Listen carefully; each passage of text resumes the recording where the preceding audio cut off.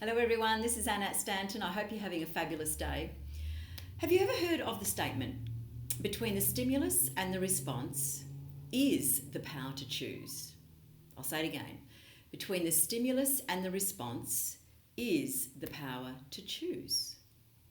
So how often do you go about your day reacting to someone saying something, reacting to traffic, and you're feeling all anxious from inside because of the external stimulus outside. Yes, can relate to that. Yeah, I used to live my whole life like that.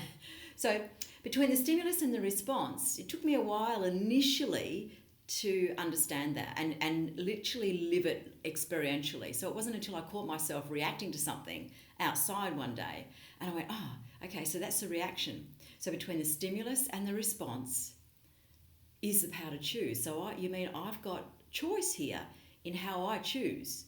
So I decided to give it some space, give it a little bit of space before I reacted. I practiced creating that space before any, it's like feel the feeling of that stimulus. Oh, okay, I'm upset about something, right? So catch that, identify that, and then whilst you're processing that, this can take 10, 20 seconds, in that time. But most of the time we're reacting straight away to anything and everything, right? And it creates a lot of adrenaline, it creates a lot of exhaustion as well, and a lot of sickness because of that, because we're running on adrenaline. So let's just calm it down a little. So between the stimulus and the response is the power to choose. So then when you give it that space, you can process it quicker to be able to feel, this has activated something in me.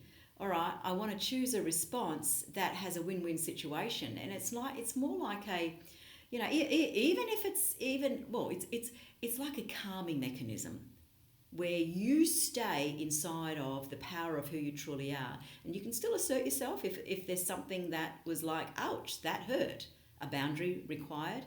Okay, so there's different ways of communicating and obviously different ways of stimulus, but just know that anything that's activated from within yourself is never from an external source. It's something that you've been activated, and there's a learning lesson there around that too.